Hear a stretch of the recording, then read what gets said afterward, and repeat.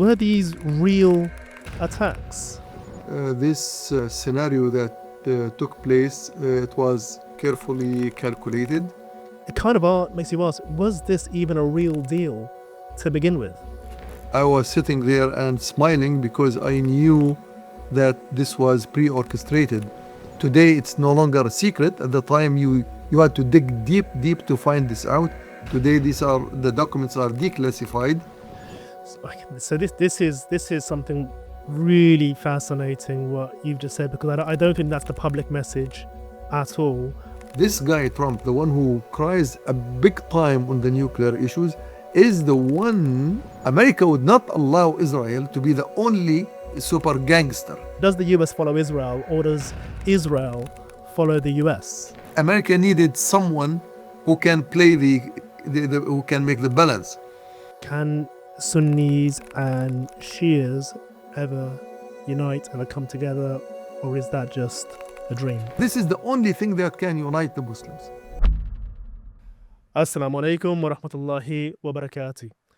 A lot has happened in the last couple of weeks between Israel and Iran, and on the surface it looks like just another round of Middle Eastern madness, but there might be something deeper happening afoot, America's bigger plan. To discuss all of this with me is my guest, Dr. Abu Talha, who's been following the events very, very closely. He'll be sharing his useful insights, and we'll be asking him, who should Muslims be supporting, and what is America's endgame here, and are Iran and America working closely together?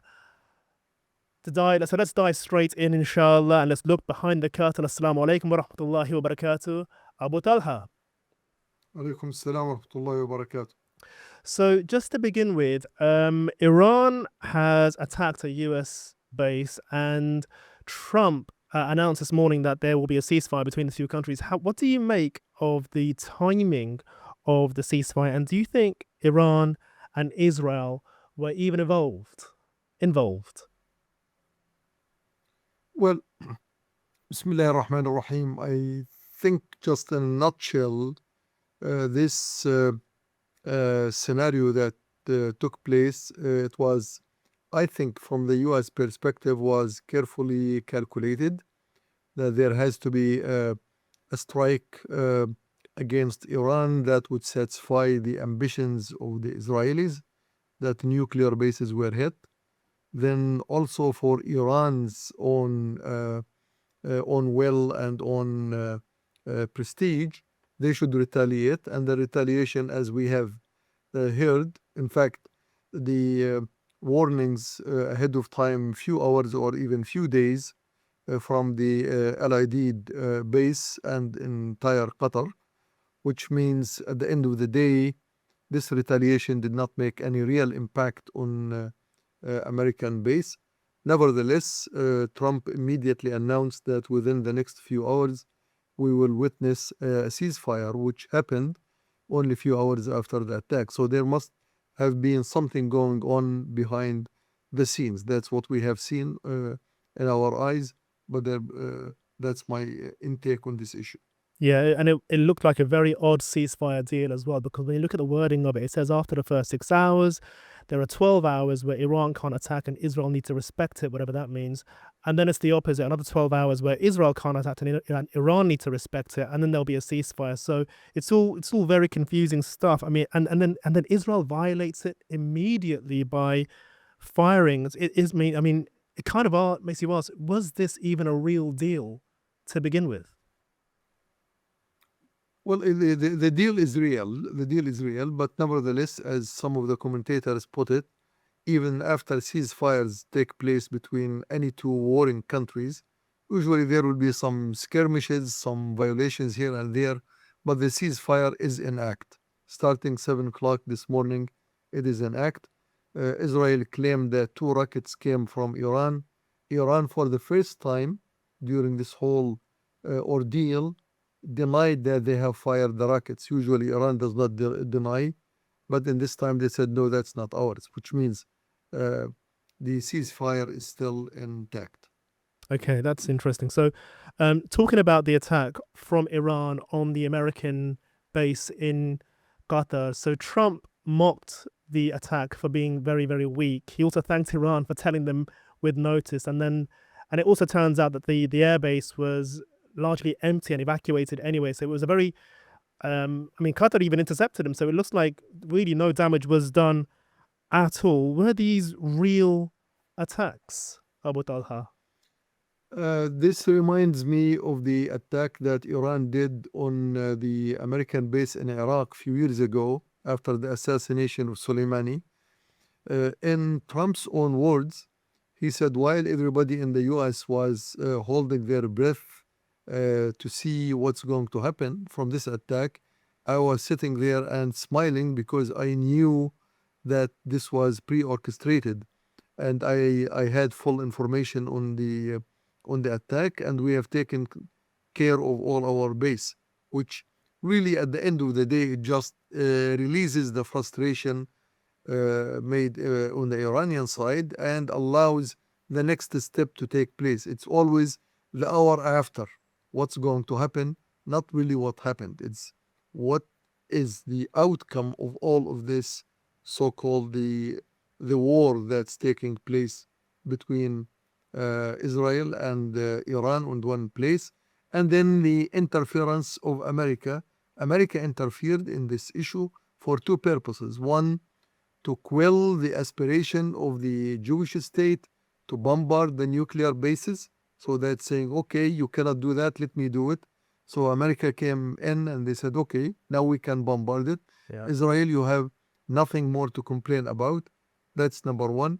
Number two is to create an atmosphere for further negotiations Okay. and looking for the next plan. Okay. So, but just going back a little bit, you're making it sound like this was the attack from Iran was symbolic, or it was for domestic consumption. It was kind of to take the steam out of the pressure cooker kind of situation.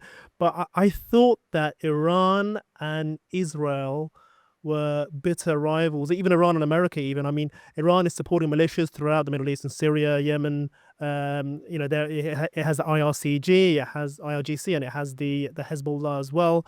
And it's actually attacked American bases. They've even killed American soldiers. And Iran's always got this really, really harsh rhetoric about the big shaitan and death to America. So aren't these adversaries and bitter rivals? Well, we have to understand the real deep politics between America and Iran to be able to make a judgment. We know that Hezbollah was an arm of Iran, but at the time when the role of Hezbollah is going to be to vanish or to end, Iran did not hesitate, not a second, to lift its hand of Hezbollah and let it almost go underground. Similarly, in Syria, once the Syrian situation, which lasted for more than 1300 years, was almost ripe for new solution, Iran did not hesitate a second to withdraw without any fight back. So even in the what you mentioned about Iran involvement in cases where it seems like this is hitting American interest, on the contrary, it has been always there to support the American politics in the area. And I would even go more deeper, which is very well known. Iran helped America a great deal in Afghanistan, Yep, and helped Iraq. them great Yeah. deal in Iraq, and of course in eventually in Syria to let the situation go. So there is deep politics behind that. I'm willing to Yeah, let's go into that a little. Yeah, once you let's dive into to do that. Yeah, let's dive into that actually, because I thought the Iranian Revolution was a very anti-American, anti-US revolution, but now, I see your point. They Iran did support America and the US in Iraq and Afghanistan. Maybe we can go into the history a little bit. Tell me about the relationship between these two countries. Look, America, United States began to look at Iran as a very vital for its own interest as early as the 1950-52, after the Second World War. At the time, it was the Soviet Union that's the threat, and America and Iran was under the dominance of United Kingdom, Britain. America realized that Britain, after the Second World War, was too weak to protect any interest, so it wanted to take over Iran for that purpose. Now, of course, there was another purpose: is the oil. United States orchestrated a military coup against Mossadegh in 1953, the prime minister of Iran. And right after that coup, which America orchestrated with Britain, America got 40% share of the old British Iranian oil company, which means it guaranteed its interest right there. That's number one. Number two, United States wanted to have a bit more influence in Iran. So the revolution that took place in 1979, the Shah of Iran was almost about, actually it did, the Shah, order the military generals to interfere and to crush the revolution on the streets. And the one who persuaded or who actually intervened to stop the military from that was General Huizer, who is a top general, U.S. general, who was dispatched by President Carter at the time. And this is today, it's no longer a secret. At the time, you had to dig deep to find this out. Today, the documents are declassified, and anyone can look at them. Weiser, he had a very long meeting with the top generals of the Iranian army, and after that meeting, the general said, "We have no interest in interfering in the affairs of the revolution or to defend the Shah." And that's when the Shah of Iran actually he lost power, and the revolution of Iran came to the rise of the control of Iran. That was the very decisive point where America had a very big influence in bringing the revolution into existence. There are other things which I can cite, like most of the group, in fact, the entire group that accompanied Imam Khomeini Yeah. to Iran, to Tehran, they had been convicted later on or actually accused of being American recruits, like Abu Hassan bin Sadr, first president, Karim Sinjabi, Qutb Zada, first foreign minister, and quite Bazargan, Mahdi Bazargan, who became also a prime minister. All of them, later on, by the Iranians themselves, they revealed documents showing their attachments with U.S. intelligence and U.S. policymakers. So the whole revolution. Now we are. Let me just make something clear. I'm not here condemning or attacking the Iranian people. Iranian people are part of the Middle East, part of the Muslim Ummah.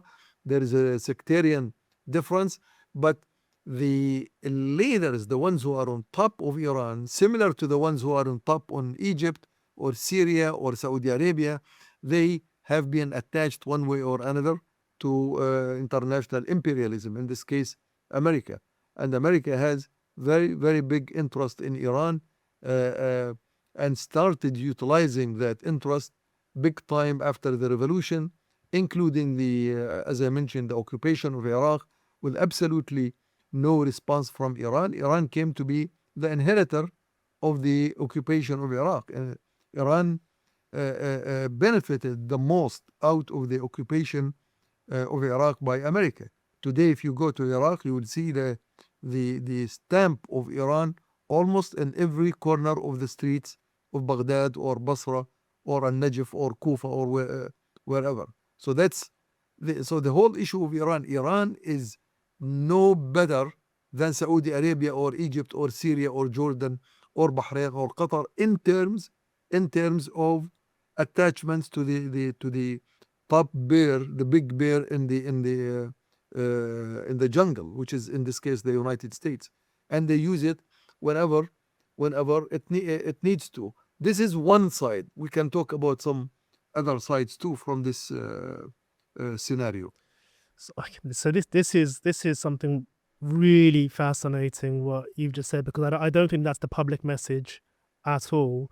I think the public message is that they're close, they're rivals actually, and but it is, it is really starting to make me think. I mean, I wonder if that is the case and Iran align with America's interests. Why hasn't Iran then signed the Abraham Accords like some of the other Arab countries have done?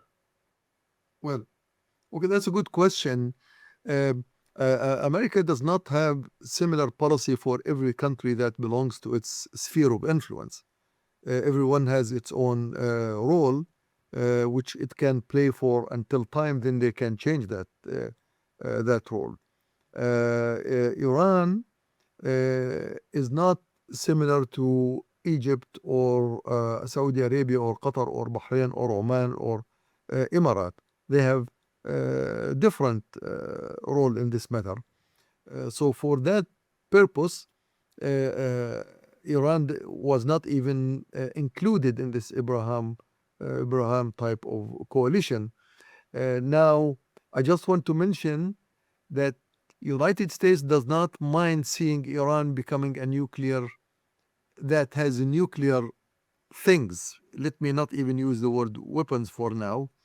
Whereas it does mind, America does not want, let's say, Saudi Arabia or Egypt or any of these to have any nuclear type of ordeals. That's interesting. And I want to cite something here very important for our audience, for the people. This guy Trump, the one who cries a big time on the nuclear issues, is the one that enabled Iran for the last 7 years since 2018, the end of 2018, to continue doing its nuclear enrichment without any inspection from the international. Well, because he was the one who agency cancelled the of- deal and then they didn't renew it. That's what you mean. Exactly. Now remember, 2015, there was a treaty which is called 5+1 that put Iran under surveillance totally. It was flooded with all types of inspectors, which means they could not have enriched 1% of uranium without the knowledge of this international community, which Iran now claims and says, which I believe they are correct, that this agency was revealing all that information and giving it to Israel for free, or maybe in support of Israel. But in 2018-19, Trump they said, stop that. I'm canceling the agreement unilaterally. What does that mean? It means now Iran, for that period of time, has the privilege of enriching uranium without any inspection. And that's this whole thing now. And that's really what made Israel so mad and so angry. Well, And is that when Iran take care of reached 60% or 85% enrichment? Is that when that happened? the official declaration, official knowledge of the International Agency of Atomic Energy is that up to 60% plus minus. Now, when usually this number is revealed, you have to add to it on top of that 25-30% more, because that's almost like that's how countries which deal with the nuclear arsenal they do. They will not reveal anything that really can make a serious damage to them. But the Israelis, with the help of the Mossad, with the help of so many espionage camps that they had in Iran, I think they came to the conclusion that Iran, if it does not have a nuclear bomb today, it's about to make it. So that's why they made it a very strong condition in order to make a settlement in the whole Middle East, which America is talking about, the new geopolitical Middle East. Israel wants to see the nuclear capabilities of Iran destroyed. I see. So let's talk about that some more, actually. So you mentioned the new Middle Eastern plan, the new Middle Eastern order. I think you're making reference to the Heritage Foundation, their Project 2025, which I think is it's their policy paper that Trump looks to be acting on right now, actually. So do you think this is the American end game? Is this what they're really trying to achieve out of this war? Well, if you remember, first days in the war in Gaza, let's connect these two things. I just want to bring one issue there. That there was a big talk about the new Middle East stability and security. The whole ordeal started. Now, the war is war, the killing is killing everything, but the political message which came from Biden, from Blinken, and later on from Trump, talking about a new geopolitical Middle East, which is the Heritage 2025, which was very deeply talked about and discussed in an article by the Foreign Affairs, which is produced by the Brookings Institute, January 2019. And specifically there, they discussed the general schema of this new Middle East and how it's going to be controlled. And they came up with what's called the notion 4+2. 4+2 means the ones who are going to be the manipulators or the one who are responsible for the Middle East stability based on the American vision are Iran, Turkey, Israel. These are three major countries. Saudi Arabia as a funding source, that's for money, nothing more, plus two. Who are the two? United States and Russia. Right. And this article, which is about 35 pages, it details the roles of each country and how this is going to happen. Now, in order for this to happen, and stable Middle East be stable, United States does not allow as a maintainer of world order. Now, United States, whether we like it or not, it's the superpower that maintains the world order. It would not allow a single country in a region to over-dominate the rest with a strategic weapon. Now, Israel has the nuclear power, and Israel was supplied with a nuclear power with the help of France, Britain, and later on United States, because it's existential, because Israel wanted to feel its existence can protect it so that it can stay in the Middle East. It has a role to be in the Middle East. And that role was defined by Britain in the early 20th century. We all know that. Now, Israel, if it doesn't feel safe and cannot protect its own existence, sorry, Dr. So it will leave. That role about Israel's role, what is that role? What is that role? Well, the first role of Israel when it was created after the collapse of the Ottoman state in Istanbul, its first major objective is to make sure that the surrounding countries in the area, which includes Egypt, Syria, Jordan, Lebanon, Iraq, etc., will always focus on this alien state and never pay attention to bring back their Khilafah state. Right. And it did that job excellently. So it's a distraction. It's like it's just keeping the Muslims busy here. Okay. Right. It keep you busy. And anytime I live in the Middle East, I am part of it. I have grown up here.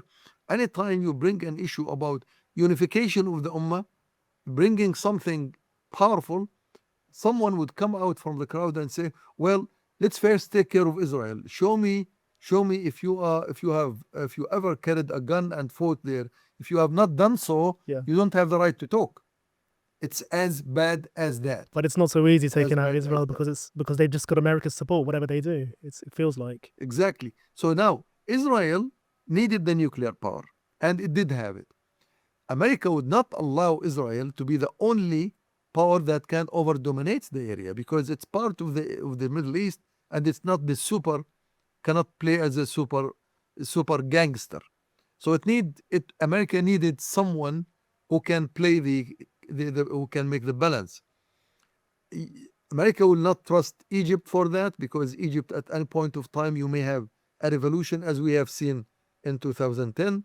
You cannot trust the Saudi Arabia because Islam and the Muslims there, once they feel that they have some power, they would like to push their governments to use it. And if they don't use it, we'll overthrow them. Now, Turkey is part of NATO. So it cannot play dual role. From this perspective, the only country left, which is a good choice by America, is Iran. Okay. So now, Iran was enabled to build infrastructure that can make it a nuclear power. Now, that infrastructure today Israel wanted to demolish. The United States told Israel, "You don't do that, I will do it on my own." Now, of course, Israel cannot say no to America. So deal is done. Okay, this is really fascinating. I would encourage anyone who hasn't seen the report to read it themselves. Google it, the Project 2025 Heritage Foundation. It is a must read for Muslims who are interested in the region. But effectively, you're saying that the American plan for the region is to create some kind of local policing or security infrastructure, which doesn't involve American boots on the ground. Instead, you have the 4+2, like you mentioned. So you have Israel, Iran, Turkey, and then Saudi Arabia funding it, and then Russia and Iran supporting from the outside. I imagine that America will still be involved in terms of supplying weapons and direction and instructions and intelligence and logistics, that kind of thing. But in terms of actual troops on the ground, it will be these countries. Lots of questions. I mean, first of all, who is the target of this policing? Who are they actually policing? Are they policing Muslims to stop an Arab Spring 2.0? Are they policing each other? Are they policing other countries? Are they policing other actors? And who is the target of this plan? Well, the target of this plan are threefold. Number one is to guarantee the flow of resources, especially minerals, oil, and gas from the Middle East without any interruption for any reason. That's number one. Number two, what they call the geopolitical. There is a new geography, which is the geography after the 1,000 or 100 years, the last century. The last century geography of the Middle East was created by Britain and France. It served them for a long time, but now United States thinks that there are countries are too big to handle, like Sudan, like Iraq at the time, like Syria, like Libya. So there has to be some restructuring of the the geographic map. And from the political, when they say geopolitical stability, means politically, political regimes shall be stable and no one can undermine that. And that implies the only political destabilizer that can arise in this area is the rise of an Islamic new power, which is, so these countries, the three major countries, all of them, they share this interest, all these interests. Number one, the flow of resources, that's fine. No one that is in favor of almost all countries. They would like to sell the oil. Number two, to make sure that they are the biggest countries, so no one is going to undermine them, whether it's big Sudan, which is already divided, whether it's big Algeria, which can be divided again, and so on. So that they do have interest. And the most important one, the Islamic ideological rise, which is the ideological rise of Islam, Israel has an interest not to see that. Netanyahu has been repeating that lately too much. We don't want to see Khilafah. We will not allow Khilafah to rise again. Blinken said that when the Syrian revolution took over Bashar al-Assad. So when Iran does not like to see a Khilafah come up because that's a direct challenge to their claims about Islamism. It will reveal the reality of the so-called Islamic revolution. And Turkey also, it has an interest in not to see a Khilafah rise again, because that will put Turkey under the spot, because they are the ones who lost Khilafah in the first place. So if it comes back again, then someone will point a finger at Turkey, say, see, you lost this thing which is the power of the Ummah. So those are chosen very selectively, and that would answer a question which I think somebody might bring it, why Pakistan is not involved. We'll get to Because that. Pakistan does not share these interests. Yeah, But we will. these are the issues which these three countries, and unfortunately, I think Saudi Arabia should not put its shoes in this type of camp, because it has a very evil goal, especially the goal about the preventing the rise of Islam in this Middle East. Do you think, because this is America's plan, do you think this is in Netanyahu, Israel's? Because the current party in Israel is very, very far right. They talk about expansionist Israel and a greater Israel, but it sounds like from this plan, there will be at some point fixed borders, it also might imply that there needs to be a nuclear Iran. So, does Israel and do the other countries of the region, do they agree with the plan, or can they do anything about it even? I don't think anybody consulted them. Maybe somebody they're informed, just like we are informed through the reports. Yeah, They are informed. yeah, United States does not care about its agents or followers to take their advice. It will just inform them. And there are all types of reports about this, that when they designate someone to the area just to inform of what America is going to do, rather than what yeah. do you think about that. So no one is asking Qatar or Emirat or Egypt, oh, do you like this? Of course, they would say, no, no, no, I should be there. But this is the absolute choice of United States, if they can do it.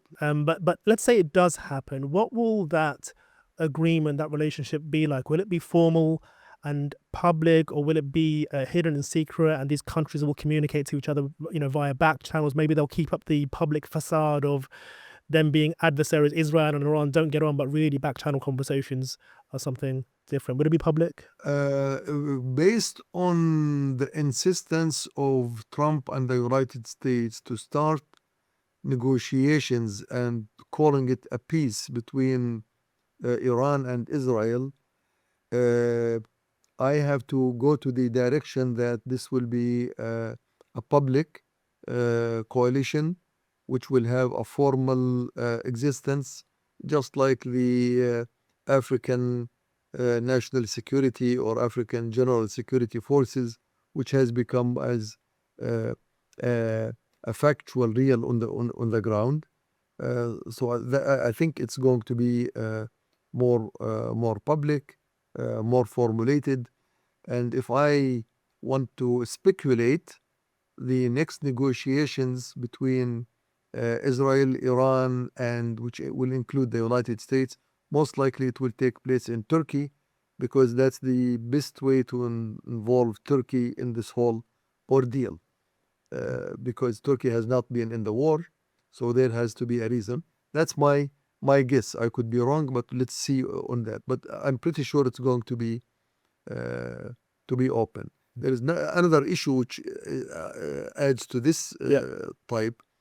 Right from the very beginning of the war on Gaza, uh, Israel did not lose sight that at the end, once all of this settled in the issue of Palestine, the new Middle East, if it ever occurs, which is now it's in the making, it will limit the geography of Israel. yeah, But that's the word geopolitics. So the geography will be finalized. yeah, So it took advantage of that 7th October 7 war to expand as much as possible its geography, because once it's done, mm, there's no more expansion of geography. That will be it, and that can explain how Israel, why it's behaving like it's behaving, trying to consume as much as of Gaza, as much it can out of the West Bank before even this Golan, so-called Middle even East southern Lebanon as comes well. into existence. Yeah. It will be too late for them.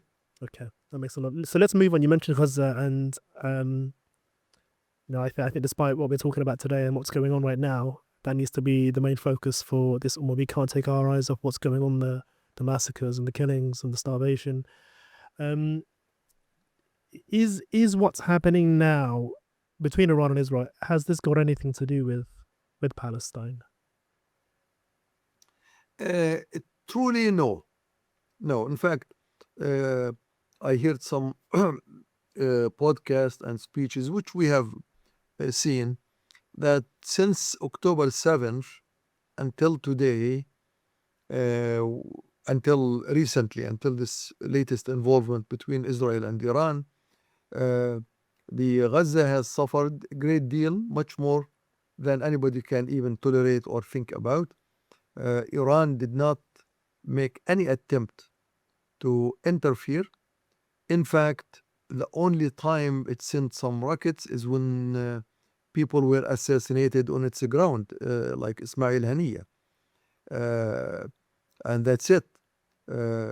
Despite all the rhetoric on this issue, and the fact that today we know that Iran had so many ballistic missiles and they were able to reach the heart of the country called Israel. It's the middle, the north, the south, etc., with with hundreds of rockets. That means it had the capability. It has the capability actually to stop all that aggression or to put a pressure on the on Israel.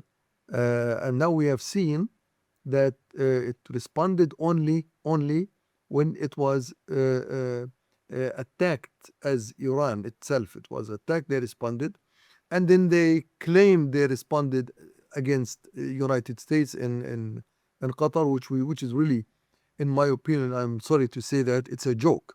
Yeah. All of this strikes after you have been hit so hard in Asfahan and Fordo and other places, and then you just hit a base which you know that it has been emptied. That's a joke. Yeah. So Iran was never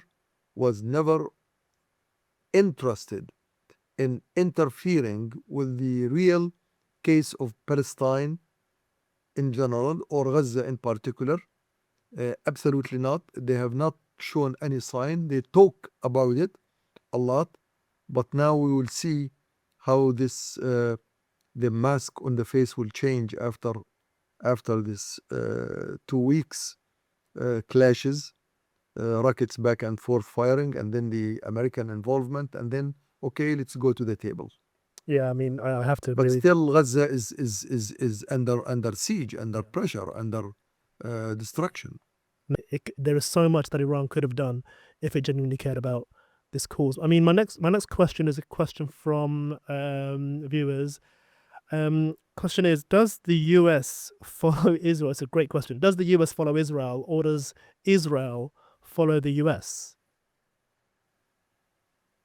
Well, yes and no. Yes and no. Look, Israel knows that it survives. It survives on the power it gains from the U.S. It knows that, but it also knows that America, or even before America, Britain or France, could not pressure Israel to the point that you can break its bond, unlike any other country in the Middle East, because, as I said, from the perspective of these Western countries, Israel is vital to their interest.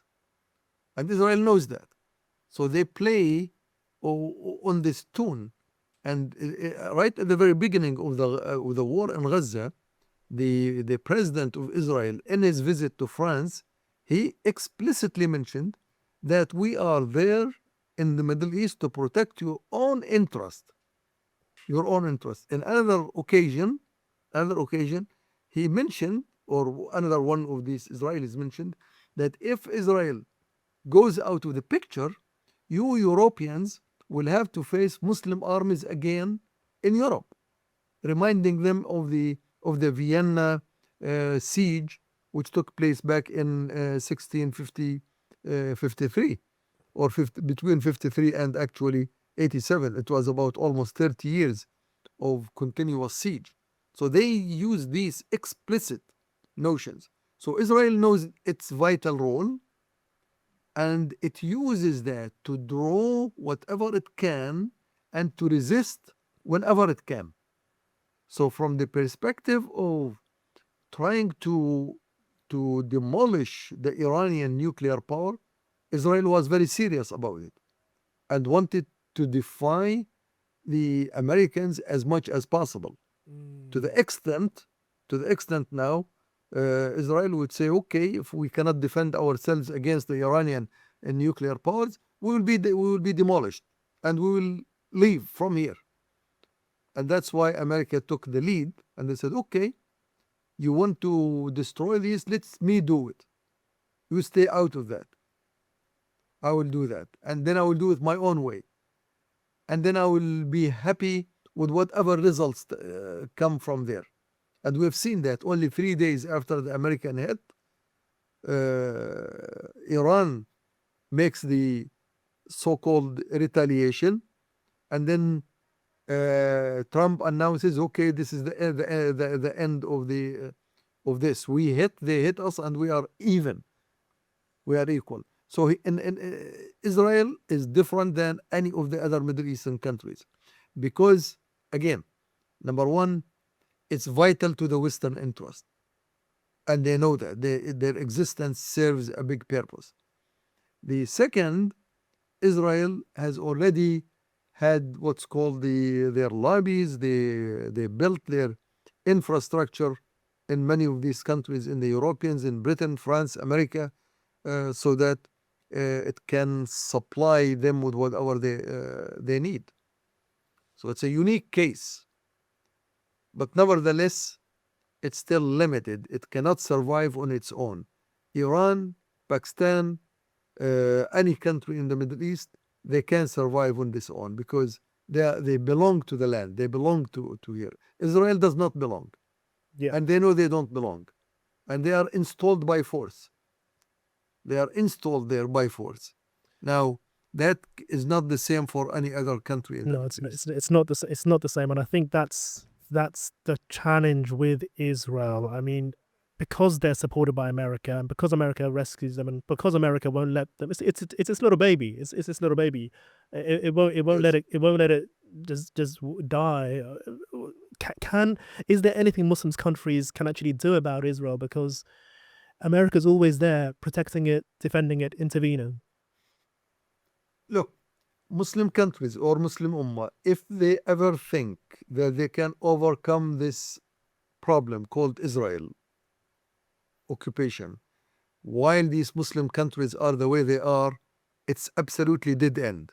Absolutely dead end.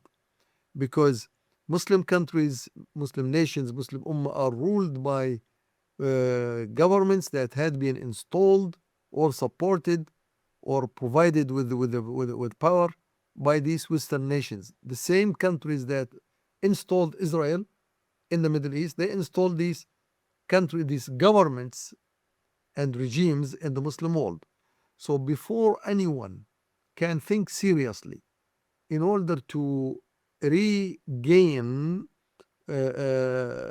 dominance or power or uh, liberation of Palestine or any other occupied place, they must have they must grow above and beyond their current political status. Beyond that, that's not going to happen.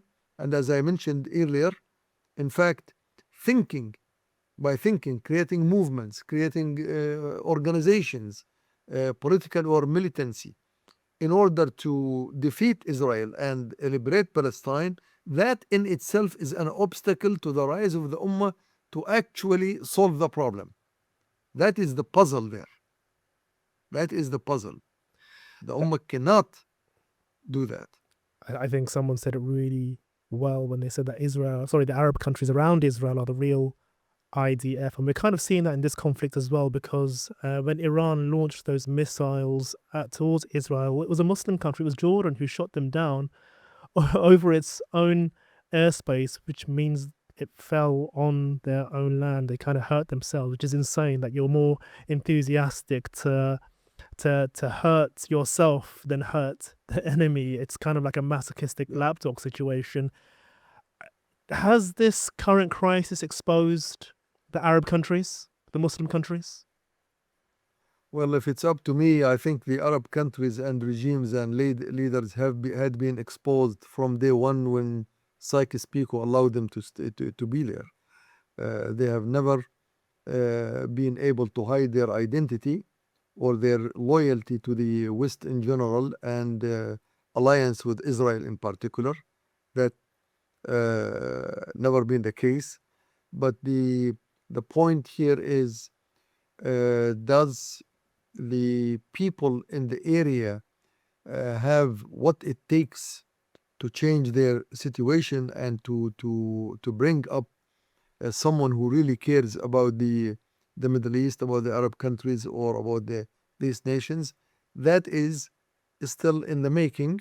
There are uh, many evidences that there are trials, there are people who provide thoughts and thinking and methodologies, but still this needs the critical mass in order to make a change in the right direction. At one point of time, there was a critical mass during the Arab Spring, but that critical mass was in a different direction or not clear direction, which was easily uh, skewed somehow So so that it will not achieve what is the right direction? the right direction is to bring an ideology that belongs to the Ummah, that the people believe in, that can motivate the people to do things, that can unite them from within, that can utilize all their resources for their own benefits, not the benefits of the enemies. And that the only ideology or system that has these qualities is Islam, because Islam it did that before. Well, It did it what at the about something time like of Arab nationalism? What about that? Arab nationalism failed big time from the time Abdel Nasser and Muhammad Ali Jinnah came into power, and that one in Pakistan, one in Saudi Arabia, I mean in Egypt, and also the time when Ataturk, Mustafa Kemal came and raised the nationalism of Turkey. Uh, from that time on, that nationalism failed to live up to the aspirations of the people. Similarly, that's what happened with Saddam and the Assad regime, who had the Ba'ath parties, which are rooted in Arab nationalism. Arab nationalism had failed politically and ideologically. It could not unite the Arabs themselves. It could not unite even uh, uh, two countries, small, who believe in the same party, like Syria and Iraq at the time. It could not do that. So Arab nationalism does not work. It did not work. And it does not have that psychological impact on the people, the psychological from within that says, I have something to stand up to, and I have a belief that drives me and pushes me to rise above all obstacles and all disunities. It doesn't have that. It doesn't have that ideology that's built on ideas that the people believe in. People believe in Islam whether they like it or not. They do. But and that Islam they cannot let it go. If the Arabs and the Muslims had let go of Islam, they just went zombies. They went Christians, Jews, communists, atheists. That would be a different story. But that's impossible. That's absolutely impossible. Historically, ideologically, practically, that's no way going to happen. And no one can even the enemies of Islam and the Muslims will not be able to rely on that, because that would not happen. The only thing they can rely on that is to make sure that the people do not understand the origin and their own intrinsic power. Let them sometimes think we are nationalists, we can grow up, we are Democrats, we are liberals. Go all types of different directions, which will not give you any fruits.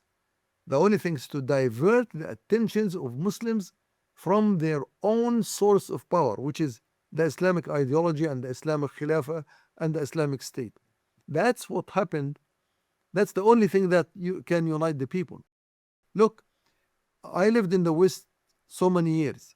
You could see in one place, in one masjid, when you see all these people who pray the same way, they came from all the nationalities and they move in and out as pure brothers, as if they had been risen in one family. Once they are in the Middle East, in the Muslim world, they are under the umbrella of the corrupt ideas, ideologies, regimes, etc., and they cannot practice the same thing which they can practice In the West. somewhere in London or in Washington or in Chicago or anywhere or even in Moscow. They cannot do that. So this is the only thing that can unite the Muslims. Okay. The only thing that can make them make use of their own resources. Iran, despite what I have said, that politically they are aligned somehow, but when they tried or wanted to use their own resources, they have been able to go around all the sanctions in the world Yeah. and to be able to start a nuclear program, which means it's possible. Pakistan did that, which means there are possibilities, but that possibilities need to be encouraged, enhanced, and grow up. You mentioned that Islam is the only thing which is capable of uniting all the Muslims, as opposed to some kind of nationalism or whatever. What about Sunnis and Shias? Can Sunnis and Shias ever unite, ever come together, or is that just a dream? The Sunnis and Shias have never quarreled between themselves until and unless those who lead the Sunnis and lead the Shias, they create the rift.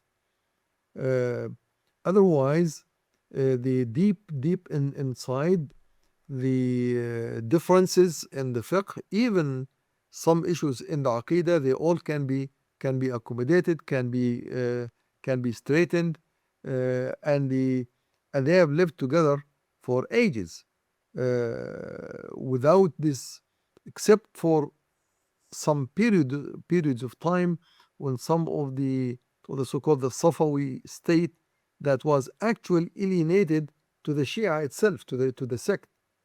They never represented the Shia sect. So the issue is not the Shia and the Sunnah. The issue is who drives the Sunnis and who drives the Shias, and how you build these obstacles in their hearts, and you create the hatred of one against the other. After all, anytime you can always refer the Shias back to Imam Ja'far, who is the teacher of Imam Abu Hanifa. Yeah. Let's refer them there. They will say, okay, no, we have some books, etc. We say, okay, fine. You do. But let's go to the origin and try to look it up anew, which means there is a door. There is a door, there is a window that we can go through and settle down so many issues.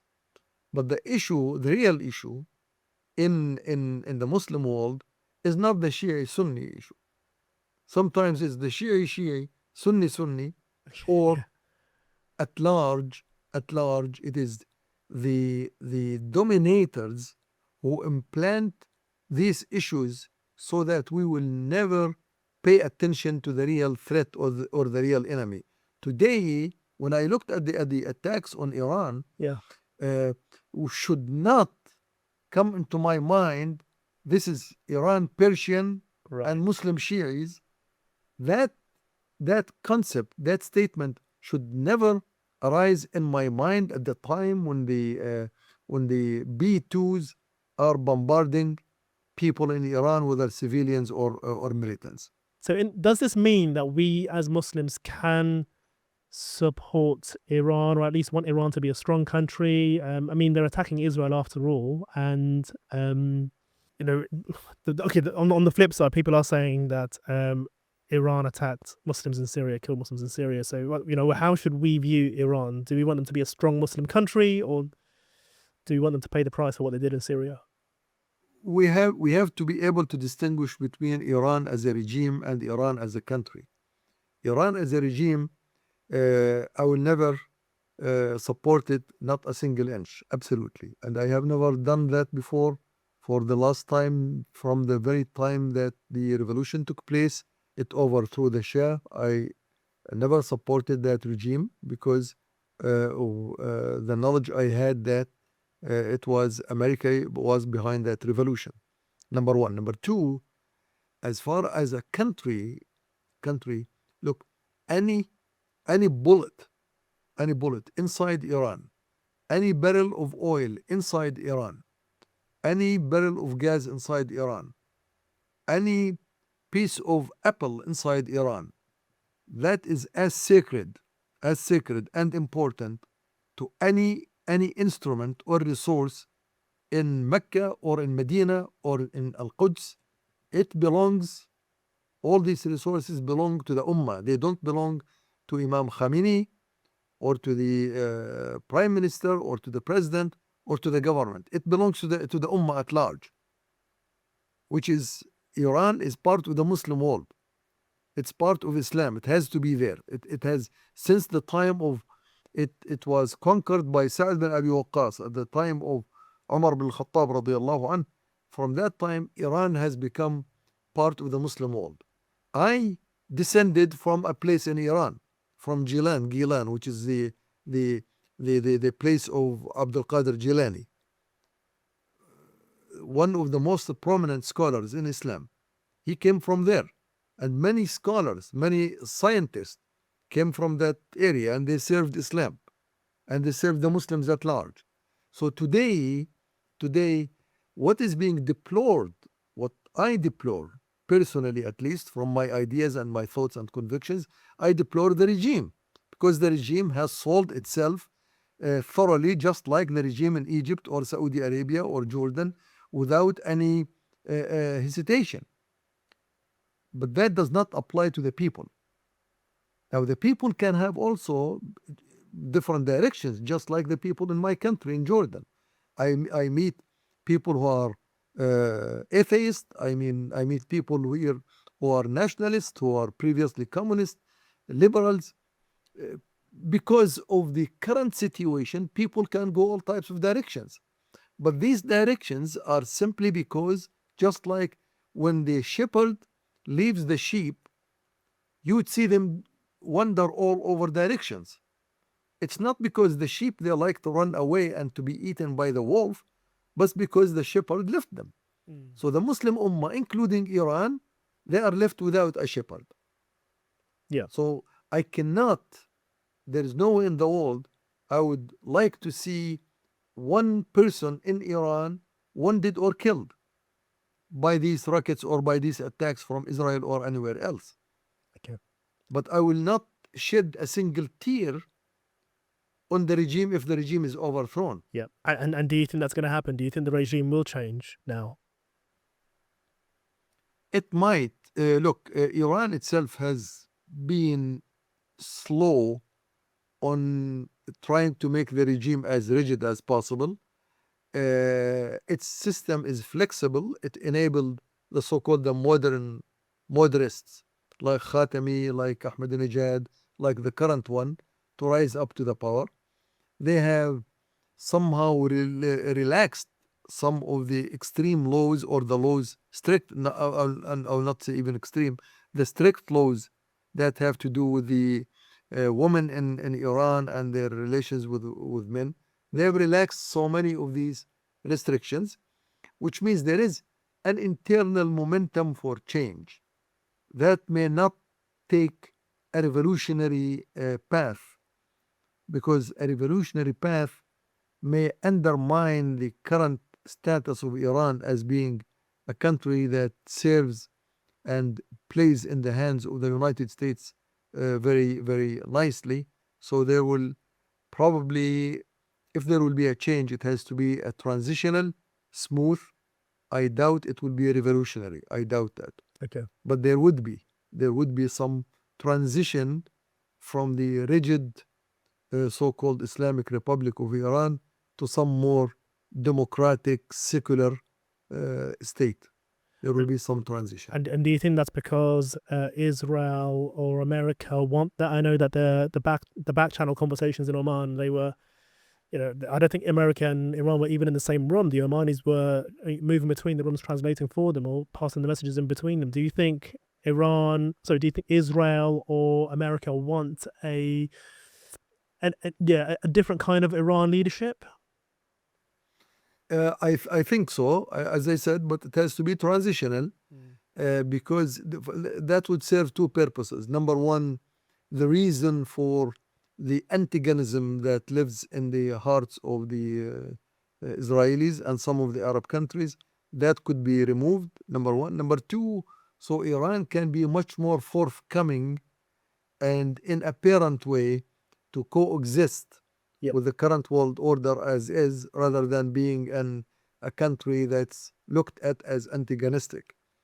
So that the sanctions will be lifted, so that the relations will be normalized with other countries in a much more smoother manner. So they need that transition, and they will probably work on it at faster pace than they did in the past. Yep, yep. Some questions from our audience. The first one is Pakistan next in line?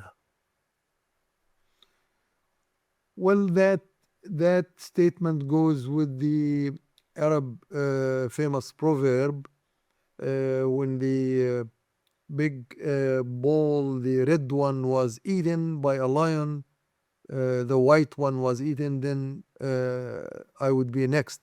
In Arabic, they say it, أكلت يوم أكل الثور الأبيض. I got eaten by the lion or the tiger once my mate was eaten before me and I did not do anything. So I think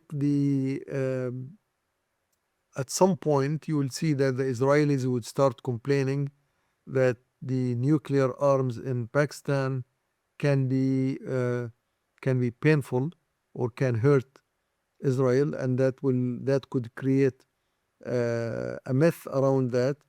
So Pakistan can come under pressure. It may, but I do believe for now America would not like to see that, because Pakistan is vital to make equilibrium with India. Again, as I mentioned, America as a maintainer of the world order does not like one country in a region to dominate others by force. It needs internal stability. And when India was able to get its first nuclear bomb within few years, less than in the shortest possible time to obtain a nuclear bomb, Pakistan got it. How did they get it? They got enriched uranium already. They did not wait 10, 15 years to enrich uranium. They were given it with the help of America, China, uh, and who else? I think maybe the Soviet Union at the time, but America and China, they were instruments in enabling Pakistan to get it. So Pakistan nuclear capability is vital from the American perspective as a maintainer and sustainer of world and regional orders. You would think always, whenever you see a region that's being formulated, now Middle East is being formulated as a region now. That's what it is. Middle East is being formulated. There is one power militarily overcomes the power of all countries inclusive, and that's Israel, because of the nuclear capabilities. And that defies the essence of stability from within, which means America has to get involved every time there is a conflict, and that's very costly. So allow Iran to come and become to counter the power of Israel. Similarly, India is not anti-West. India is part of the Western Hemisphere.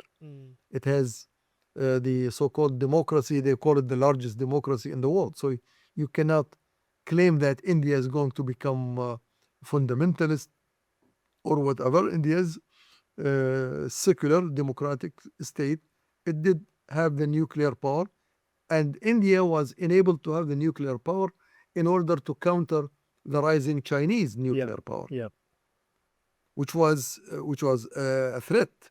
Until today, China and India, they don't get along. So India now is a nuclear. So China cannot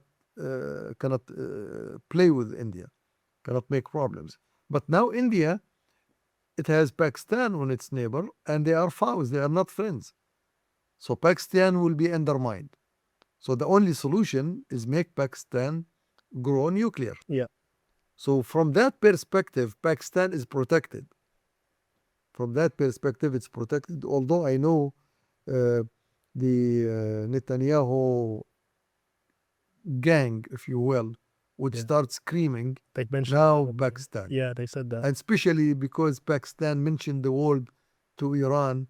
Don't worry, if you are attacked, we are with you. We did not see them coming to them when they were attacked. In fact, we saw otherwise. After the attack on Iran, Pakistani government, they I think they America introduced summoned Munir, Trump didn't he? for Nobel Prize. They suggested that Trump would take Nobel Prize after he attacked Iran, rather than saying from this time on he will take the Devil Prize Yeah. instead of Nobel Prize. They said we offer him Nobel Prize. We amazing. support him to take Nobel Prize. I think what probably happened. I think we saw after Pakistan made that statement that they'll support and back Iran. Munir was summoned to Washington. He probably got a tongue lashing, a bit of a verbal whipping. Never say that again. And he was sent back and yeah, talked about a Nobel Prize for Trump, a peace Nobel Prize. It's comical. It's comical. Okay, It's comedy. Abu Talha, Jazakallah khair. That brings us to the end of my questions. I wanted to give you just maybe a minute if there's anything, any last comments, any last thoughts or insights that you wanted to share with us. Last comment I want to share, and this is to me, to you, and to anyone who hears us. Look, whatever we see in Gaza, whatever we have seen in Iran, whatever we have seen in Syria, in Lebanon, in Kashmir, in other places, all of this is a pity. All of this is a sad. All of this is really, it killed someone from inside rather than from outside. But in order to overcome the current situations that we see every day are becoming much more complex, the Muslim Ummah, Muslim people have to rise up again to go back to the Quran and to the Sunnah as a ruling system, not as a recitation in masajid only. Recite it in masjid as much as you want. But once you come out of the masjid, take it with you to make sure that the street abides by the Quran as much as the masjid abides by the Quran. If you don't do that, your mosques, your masajid will be always up and running and having the loudspeakers with takbir, and your streets will be full with the blood and the flesh of children and women and elderly. Make that note, and inshallah, Allah will protect us, will provide us with the help, and will unite this ummah one more time. Ameen, ameen, ameen. Jazakallah khair, Abu Talha. And I think we'll end our podcast there. If you've found this video useful, if you found this interview helpful, please like. That helps us with our algorithm. And please share it with friends, families, and other people who you think might find this valuable. I've learned a lot, and I hope you found this valuable too. Let's send it there. Assalamu alaikum wa rahmatullahi wa barakatuh.